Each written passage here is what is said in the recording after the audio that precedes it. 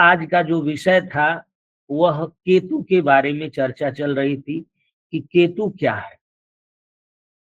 यहाँ ओझा जी लिखते हैं, विकीर्ण तेजसः केचित् स्वप्रकाशमया दिवि दृश्यन्ते जातुचित पिंडा पिंडास्ते केतवः मता। आकाश में कभी कभी कदाचित बिखरे हुए स्वप्रकाशमय जो पिंड दिखाई देते हैं, उन्हीं पिंडों को केतु कहा जाता है।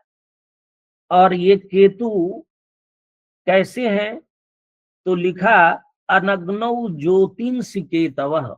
पूरा श्लोक है जिसकी व्याख्या प्रवेश व्यास जी ने की भी थी कि किस किस की ज्योति को नहीं गिनना है। अनग्नौ, आग जहां न हो वहां ज्योति हो, उसको केतु कहते हैं।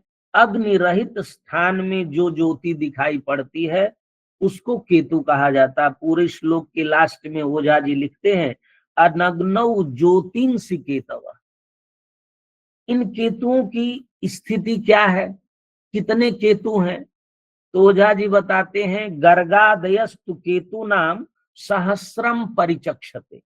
गर्गादि आचार्य केतुओं की संख्या 1000 बताते हैं। पराशरादयस्त्वेक शतम और पराशरादि 100। एकम तो नारद, और नारद एक केतु मानते हैं। इन केतुओं की संख्या के बारे में आचार्यों का मतभेद है। अब ये केतु कितने दिन दिखाई दें तो कब इनका क्या प्रभाव पड़ता है? इन्होंने दिखाया, कियंत्यहानि कियंत्यहानि दृश्यास्ते किम मृक्षोदयस्तता मयोदस किम मृक्षोदयास्तकाः एतत् प्राग विदय दृष्टम अपि हंत न दर्शितम। उन्होंने कहा, कितने दिन तक ये दिखाई देते हैं, नक्षत्रों को के उदयास्त का स्वरूप क्या है, यह सब पुरातन आचार्यों को पता था, लेकिन उन्होंने इस बारे में कोई स्पष्ट मत नहीं दिखाया कि ये कब केतु दिखाई देंगे, इनका उदय अस्त कब होगा इत्यादि विषय वो जानते थे, लेकिन आचार्यों ने स्पष्टता से इसके बारे में नहीं बताया। नैसाम यथावद विज्ञानम न च निर्धारिता गति संख्यानम च फलम तेसाम प्रतीतम तदिहोच्यते। इनका न तो ठीक विज्ञान है कि कहाँ रहते हैं, क्या रहते हैं, इसके बारे में ठीक से जाना नहीं जा सकता, और न ही इनकी गति निश्चित की जा सकती है। न च निर्धारिता गति। तो हम लोग क्या बता सकते हैं? संख्यानम च फलम चैसाम, इनकी संख्या के बारे में और इनके फल के बारे में प्रतीतम तदिहोच्यते, जो जानकारी है उसको हम यहाँ बताएंगे। इन्होंने कहा, केतुओं के ग्रुप कितने हैं, कितने ग्रुप में केतु हैं। तो उन केतुओं के ग्रुप की चर्चा की ओझा जी ने। उन्होंने कहा, सहस्रम केतवस तेसाम, हजारों केतु हैं, तो हजारों केतु के कौन कौन ग्रुप हैं? तो कहा, सहस्रम केतवस तेसाम किरणाग्नेया किरणाग्नेय मृत्युदा पार्थिवा सोमजा ब्रह्म दंडाप्यस्थ विसर्पकाः तस्कराः कौंकुमाः कीलाः कनकाः विकचा अपि अरुणा विश्वरूपाश्च गणका ब्रह्मजास्रजा कंका कबंधा विपुला उनविंशति जातयः वक्ष्यन्ते लक्षणान्येषां संख्याश्चाथ विशेषतः।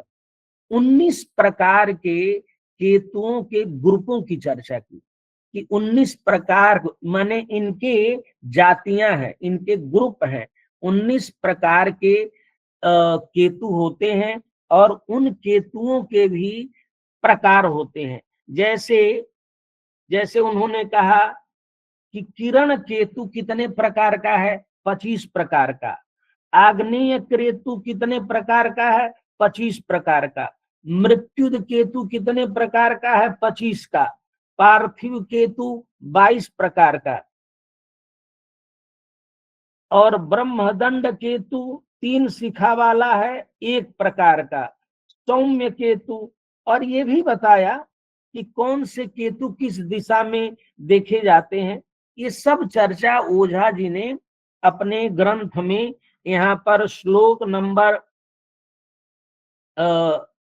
301 से लेकर के इन्होंने पूरी इसकी चर्चा की है कि कितने प्रकार के 19 प्रकार के केतुओं में कितने उनके अन्य प्रकार हैं। इसके बाद ओझा जी कहते हैं कि इनका फल क्या है, और इनके फल की चर्चा भी आप लोगों ने विस्तार से की है, क्या क्या इनका फल है। तो इन्होंने कहा कि इनका फल कब से कैसे दिखाई देता है। इन्होंने कहा यावन्त्यहानि दृश्यन्ते, जितने दिन तक दिखाई देंगे तो समझिए उतने महीने में इनका फलोदय होगा। यावन्त्यहानि दृश्यन्ते तावत मासम फलोदय, और यावत मासम च, और जितने महीने दिखाई देंगे, यावत मासम च वर्षाणि, जितने महीने उतने वर्ष। और यदि दिन में कभी दिखाई दिए तो कहा त्रिपक्षात परतः फलम, किसी दिन दिखाई दे दिए तो वो तीसरे पक्ष में उनका फल होगा। इस प्रकार से इनके फलों की भी ओझा जी ने चर्चा की, और फलों की चर्चा में उन्होंने दिखाया कि किसका किस देश में कितना इसका प्रभाव होता है। इसका एक बढ़िया चार्ट भी इस किताब में बताया गया है, जातियों के साथ, कि किन किन देशों में इसका प्रभाव, और व्यास जी ने पूरा मानचित्र के साथ इसको आप लोगों को दिखाया था। और नक्षत्र देश के साथ उन्होंने दिखाया कि अश्वनी नक्षत्र हो तो अस्मक, भरणी हो तो किरात देश, कृत्रिका हो तो कलिंग, रोहिणी हो तो सूरसेन, मृगशिरा हो तो उशीनर गांधार, आद्रा हो तो तिरहुत, पुनर्वसु हो तो अस्मक, पुष्य हो तो मगध, अश्लेषा हो तो असिक, मघा हो तो अंग, पूर्वा फाल्गुनी हो तो पांड्य, उत्तरा फाल्गुनी हो तो अवंती, हस्त हो तो दंडक माने नासिक, चित्रा हो तो कुरुक्षेत्र, स्वाति हो तो कंबोज, विशाखा हो तो अवध, अनुराधा हो तो पुंड्र, ज्येष्ठा का निकुब्ज, मूल मद्रक और आंध्र, पूर्वाषाढ़ काशी, उत्तराषाढ़ यौधेय, शिव चेदी, श्रवण हो तो कैकेय, घनिष्ठा हो तो पंचनद प्रदेश, शतभिषा हो तो सिंघल, पूर्वा भाद्रपद हो तो बंग, उत्तरा भाद्रपद हो तो नैमिष, और रेवती हो तो किरात, भूटान आसाम आदि प्रदेशों की इन्होंने चर्चा की है। इस प्रकार से ओझा जी ने अंत में इनके शुभ शुभ फल क्या होते हैं इसकी भी चर्चा की है। इस प्रकार ओझा जी ने विस्तार से इन विषयों को, केतुओं के बारे में बताया। यह सब अंतरिक्ष विज्ञान है, और हमको दिव्य आकाश में देखना है कि केतु है कि नहीं, उनकी स्थिति क्या है, कब स्थिति है। जैसे जो देवज्ञों को लगाया जाता था, राजा लोग जैसे व्यास जी बता रहे थे, तो हम लोगों को भी आज आधुनिक दैवज्ञों को भी केतुओं के परिज्ञान के लिए कुछ व्यवस्था बनानी चाहिए, और उसका फलादेश करना चाहिए। ये तो टेक्निक बताई गई, ये तरीका है, ये हेतु बताए गए, लेकिन वर्तमान में देख करके और उनके फल का हम पूर्वानुमान करें, वृष्टि आदि का पूर्वानुमान करें, तो बहुत ही कल्याणकारी होगा समाज के लिए। क्योंकि यह व्यावहारिक शास्त्र है, ज्योतिष जो ये इसके लिए अंतरिक्ष ही, क्योंकि हमारे लिए प्रमाण है, और उनकी गतियों, उन ग्रहों की स्थितियों को आधार बनाकर ग्रह गणित के आधार पर हम जो पूर्वानुमान करते हैं, चाहे जीवन का पूर्वानुमान करें, चाहे वर्षा का पूर्वानुमान करें, आपदाओं का पूर्वानुमान करें, माने शुभ और अशुभ दोनों प्रकार के पूर्वानुमान करें, तो यह देश, समाज और राष्ट्र के लिए बड़ा हितकारक होगा। और इस दृष्टि से हमें इन विषयों को व्यापक दृष्टि से पढ़ने लिखने की बहुत जरूरत है। शंकर शिक्षायतन का यही उद्देश्य है कि इस विषय का हम लोग गहन अध्ययन करें, गहन तकनीकी तैयार करें, जिससे इसका हम लोग विश्लेषण कर सकें, क्योंकि आधुनिक विज्ञान के लोग, सब लोग देख रहे हैं, सब समझ रहे हैं, उनके पास आधुनिक तकनीकी है, हमारे पास प्राचीन तकनीकी है, तो दोनों का समन्वय करके इस ज्ञान को आगे बढ़ाया जाए, यही हम लोगों का उद्देश्य है, लक्ष्य है।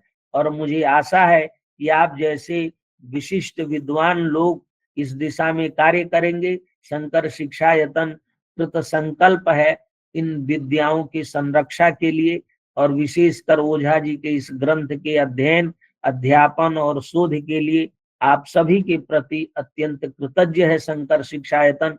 इसी प्रकार आकर के हम लोगों का मार्गदर्शन करें और इस ज्ञान की वृद्धि करें।